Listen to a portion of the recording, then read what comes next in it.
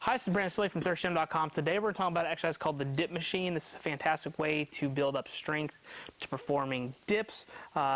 You'll find some different variations of this machine. This one's pretty old, but it's great for developing the chest and the triceps specifically. What I really like about this is that I like that you can really feel your triceps working. So I definitely like this more for a tricep exercise than I do a chest, but obviously the chest is going to get some work as well. So we're talking about our machine. Yours might be a little bit different, might be similar, but usually from what I've found in most of them that I've ever used is that the inside handles, they move in and out, so you can shift them on how wide you want them, which is not a major adjustment, but for wider or narrow people, that is a portion of it.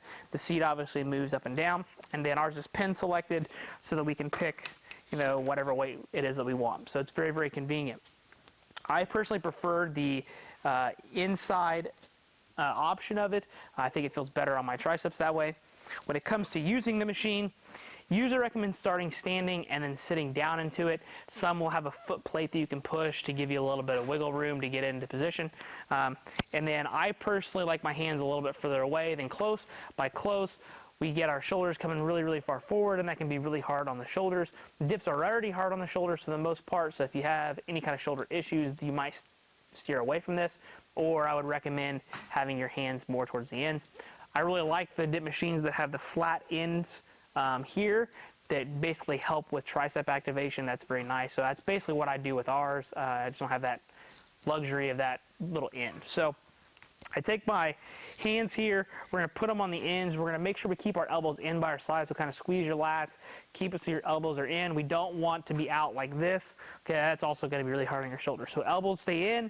You're going to find a seat on here, lock yourself in, pelvis relatively tucked, keep everything good and neutral. When you come up, you're going to let that push your hands up, bend at the elbows, and then push down and away. So you're going to come here, push down. So only come up as long as you have the range of motion available to you. You don't want to let it crank you back like this and shrug up. Try to keep your shoulders down, to press down as you go to press.